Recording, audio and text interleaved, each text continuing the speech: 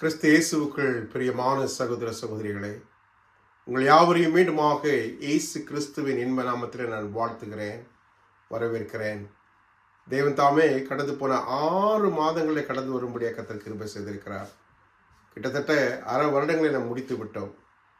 இந்த 7வது மாதத்தின் 1வது நாளை காணும்படியாக கர்த்தர் கிருபை செய்திருக்கிறார். இந்த தேவனுக்கே கனமும் மகிமையும் உண்டாவதாக. எல்லாவற்றுக்கும் மேலாக தேவனுடைய நாமத்திற்கு கனமும் மகிமை உண்டாவதாக. இந்த மாதத்தில் கூட உங்களுக்காக வேதத்திலிருந்து ஒரு வாக்குத்தத்தத்தை உங்களுக்கு முன்பதாக வைக்க வேண்டும் என்று சொல்லி ஆசித்து தேவ புத்தகத்தில் இருந்து உங்களுக்காக நான் எடுத்துக்கொண்ட வேத பாகம் சங்கீதம் 30ஆம் அதிகாரம் 11வது வசனத்தை உங்களுக்கு முன்பதாக நான் வைக்கிறேன். சங்கீதம் 30ஆம் அதிகாரம் 11வது வசனம் இப்படியாய் சொல்லுகிறது: என் புலம்பலை ஆனந்த களிப்பாக மாற பண்ணினீர். என் புலம்பலை ஆனந்த களிப்பாக மாற பண்ணினீர். என் மகிமை அமர்ந்திராமல் உம்மை கீர்த்தனம் பண்ணும்படியாக நீர் என் இரட்டை களைத்து போட்டு மகிழ்ச்சி என்னும் கட்டினாலே என்னை இடை கட்டினீர். தேவனுக்கு அருமையான விசுவாச பிள்ளைகளே, ஆண்டவர் உங்களுக்கும் எனக்கும் சொல்லுகிற வாக்குத்தத்தம், இந்த மாதத்திலே ஆண்டவர் உங்களுடைய புலம்பலையும் என்னுடைய புலம்பலை நம்முடைய புலம்பலை ஆனந்த களிப்பாக மாற பண்ணினேன் என்று சொல்லி ஆண்டவர் வாக்கு கொடுக்கிறார். இந்த வாக்கை பற்றி கொள்வோம். விசேஷமாக தாவீது பக்தன் தன்னுடைய சூழ்நிலை நிமித்தமாக, தன்னுடைய இக்கட்டின் மூலமாக, இன்னல்கள் மூலமாக ஆண்டவருடைய சமூகத்திலே ஆண்டவரே இதோ என்று சொல்லி கேட்கும் பொழுது ஆண்டவர் அவனுக்கு இரக்கம் காட்டி விண்ணப்பம் செய்து அந்த விண்ணப்பின் பதிலாகத்தான் தாவீது இப்படியாக எழுதுகிறான் என்பதை சங்கீத புத்தகம் 30ஆம் அதிகாரம் 11வது வசனத்தை வெளிப்படுத்துகிறது. அவனுடைய புலம்பலை ஆண்டவர் களிப்பாக, ஆனந்த களிப்பாக, சந்தோஷமாக மாற்றினார் என்பதை வேதம் உங்களுக்கும் எனக்கும் சாட்சியாக வைக்கிறது. தேவன் கிருபையான விசுவாச பிள்ளைகளே, இன்றைக்கு ஆண்டவர் உங்களுக்கும் எனக்கும் சொல்லுகிற இந்த வாக்கு, ஒருவேளை நாம் போகிற பாதைகள் புலம்பலாக இருக்கலாம், கண்ணீராக இருக்கலாம், வேதனையாக இருக்கலாம், ஒரு பிள்ளைகள் நிமித்தமாக, பெற்றோர்கள் நிமித்தமாக, அல்லது வேறு விதமான சூழ்நிலை நிமித்தமாக, வேலைகள் நிமித்தமாக ஏதாவது இன்னல்கள் இடையூறுகள் இருக்கும் என்று சொன்னால் ஆண்டவர் உங்களுக்கும் எனக்கும் விண்ணப்பமாக, வேண்டுதலாக, அறிக்கையாக ஆண்டவர் சொல்லுகிற வார்த்தை, கர்த்தருடைய வார்த்தை எப்படியா சொல்லுகிறது: உங்களுடைய புலம்பலை ஆண்டவர் ஆனந்த களிப்பாக மாற்றுவேன் என்று வாக்கு கொடுக்கிறார். இந்த வாக்கை புரிந்து கொள்ள தேவன் விசேஷமாக தாவீது மூலமாக 1வது பாடத்தை வைக்கிறார். 2வது பாடமாக நீங்களும் நானும். இதோ எரேமியாவின் புத்தகம் 31ஆம் அதிகாரத்தை எடுத்துக்கொள்வோம் என்று சொன்னால், எரேமியா 31ஆம் அதிகாரம் 13ஆம் வசனம் இப்படியா சொல்லுகிறது: அப்பொழுது கன்னிகைகளும் வாலிபரும் முதியோரும் கூட ஆனந்த களிப்பாய் மகிழ்வார்கள். நான் அவர்கள் துக்கத்தை சந்தோஷமாக மாற்றுவேன், அல்லது அவர்களுடைய புலம்பலை ஆனந்த களிப்பாக மாற்றுவேன். அவர்களை தேற்றி அவர்கள் சஞ்சலம் நீங்க அவர்களை சந்தோஷப்படுத்துவேன் என்று ஆண்டவர் சொல்லுகிறார். ஆண்டவர் வாக்கு மாறாதவர், வாக்குள்ள தகப்பன் உங்களுக்கும் எனக்கு சொல்லுகிறார். அவர் உங்களை தேற்றி உங்களுடைய எல்லா விதமான சஞ்சலத்தை நீக்கி அவர் சந்தோஷப்படுத்துவார் என்று சொல்லி மீண்டுமாக எரேமியாவின் புத்தகம் மூலமாக சொல்லுகிறார். எரேமியாவின் புத்தகத்தில் நீங்கள் வாசிக்கும் பொழுது 31ஆம் அதிகாரத்தை நீங்கள் வாசிப்பீர்கள் என்று சொன்னால், வேதம் உங்களுக்கும் எனக்கு அதனுடைய பின்னணி என்று சொன்னால் கர்த்தர் சொல்லுகிறார்: கர்த்தர் யாக்கோப்பை மீட்டு அவனிலும் பலத்த அவனுடைய கைக்கு அவனை நீங்களாக்கி விடுகிறார்.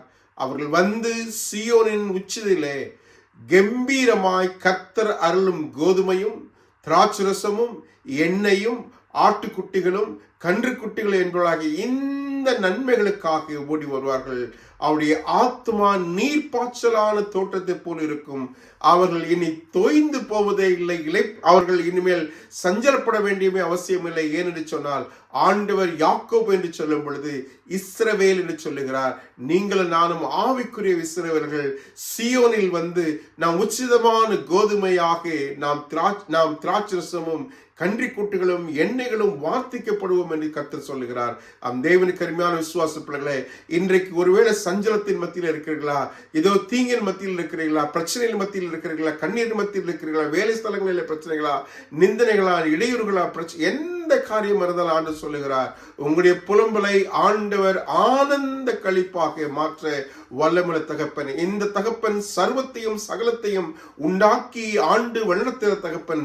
இந்த தகப்பன் மேல் நம்பிக்கை வைப்போம் என்று சொன்னால் என் தேவன் உங்களுக்கும் எனக்கும் வாக்காய் சொல்லுகிறார், உங்களுடைய புலம்பலை ஆனந்த களிப்பாக மாற்றுவேன் என்று சொன்னார்.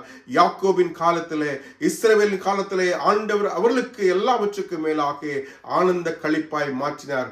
வேதம் உண்மை உள்ளது. இந்த சத்திய வேதத்தை நீங்கள் நான் நம்பி விசுவாசித்து கேட்டுக்கொள்வோம் என்று சொன்னால் நிச்சயமாக அவர்களுக்கு செய்த தகப்பன் உங்களுக்கும் எனக்கும் செய்ய வல்லவராய் இருக்கிறார். இவரை போல வேறு தேவனில் என்று சொன்னால் ஆண்டவர் உங்களுக்கும் எனக்கும் வாக்கு கொடுக்கிறார். மூன்றாவது உதாரணமாக ஆதியாகமம் 29ஆம் அதிகாரத்தை வாசிக்கும் பொழுது 31ஆம் வசனத்திலிருந்து உங்களுக்காக நான் வாசிக்கிறேன். நாம் தெரிந்த ஒரு காரியமாக இருந்தாலும் ஆண்டவர் உங்களுக்கும் எனக்கு சொல்லுகிறார், லேயால் அற்பமாய் எண்ணப்பட்டு என்று கர்த்தர் கண்டு. இதோ விசேஷமாக உங்களுடைய வாழ்க்கையில் நீங்கள் நானும் சில வேலைகளில் நாம் வேலை ஸ்தலங்களில் அற்பமாய் எண்ணப்படலாம், குடும்பத்தில் அற்பமாய் எண்ணப்படலாம், நம்முடைய பிள்ளைகள் அற்பமாய் எண்ணப்படலாம், இல்லை பலவிதமான இன்னல்கள் மத்தியில் நாம் அற்பமாய் எண்ணப்படலாம். ஆனால் கர்த்தர் உங்களையும் என்னை காண்கிற தகப்பனாய் இருக்கிறார். அவர் தேவன் உங்களுக்கும் எனக்கு நம்முடைய புலம்பலை ஆனந்த களிப்பாய் மாற்ற வல்லமுள்ள தகப்பனாய் இருக்கிறார் என்பதற்கு லேயாலும் ஒரு சாட்சியாக இருக்கிறாள். லேயால் கற்பம் பெற்று அவள் ஒரு குமாரனை பெற்றால் அவளுக்கு ரூபன் என்று பெயரிட்டாள் என்று சொல்லி வேதத்தில் வாசிக்கிறோம். இரண்டாவதாக அவள் கற்பமாகி ஒரு மகளை பெற்றால் அவள் அற்பமாக எண்ணப்பட்டாள் என்பதை கர்த்தர் கேட்டினால் இவனையும் கர்த்தர் தந்தார் என்று சொல்லி அவனுக்கு சிமியோன் என்று பெயரிட்டாள் என்று சொல்லி பார்க்கிறோம். மூன்றாவது காரியமாக வேதம் சொல்லுகிறது, பின்னும் அவள் கற்பவதி ஆகி ஒரு குமாரனை பெற்றால் அவளை இப்பொழுது அவளுக்கு லேவி என்று பெயரிட்டாள் என்று பார்க்கிறோம். கடைசியாக மறுபடியுமாக அவர் கற்பவதியாகி ஒரு குமாரனை பெற்றால் அவளுக்கு யூதா என்று பெயரிட்டாள். அவள் எல்லாவற்றுக்கும் மேலாக கர்த்தரை துதித்தாள்.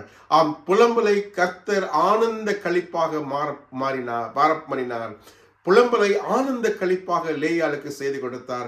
அவள் இகழப்பட்டால், ஏதோ நிந்தனைக்குள்ளானால், அற்பமாக எண்ணப்பட்டால், ஆனால் கர்த்தர் அவளை எல்லா நிந்தைக்கு நீங்களாக்கி ஆண்டவர் அவளுடைய சமூகத்தில் இருந்து அவளை கண்டு ஆசீர்வதித்து அவள் புலம்பலை ஆனந்த களிப்பாக மாற பண்ணினார்.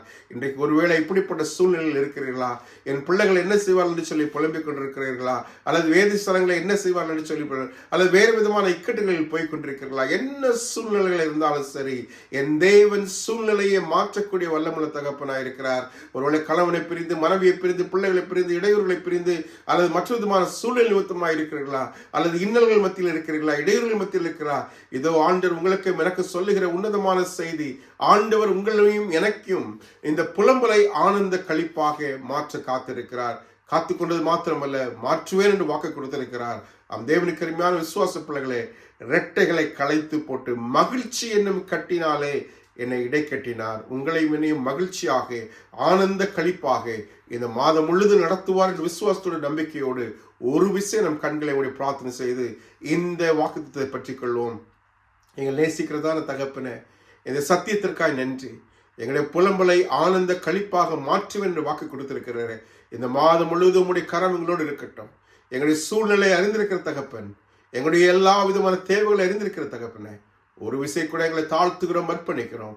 எங்களுடைய எல்லா புலம்பல்களை கர்த்தர் மாற்றி ஆனந்த களிப்பாக இந்த மாதம் முழுது உமக்கென்று உடைய ராஜ்யத்துக்கு, நீதிக்கும் சபைக்கும் சத்தியத்துக்கு உண்மையை உத்தமமாக விசுவாசிக்கும் பொழுது, நாங்கள் நடக்கும் பொழுது என் தேவன் எங்களுடைய புலம்பலை ஆனந்த களிப்பாக மாற்றி நீர் எங்களை வாழ்க்கையினுடைய எல்லா இன்னல்களை மாற்றி இதோ எங்களுக்கு பலத்தையும் சுகத்தையும் கொடுக்கும்படியாய் என்பதை இயேசுவின் மூலம் நாங்கள் ஜெபிக்கிறோம். எங்கள் ஜீவனுள்ள நல்ல தகப்பனே, ஆமென். Have a blessed day. Have a blessed month. God bless you.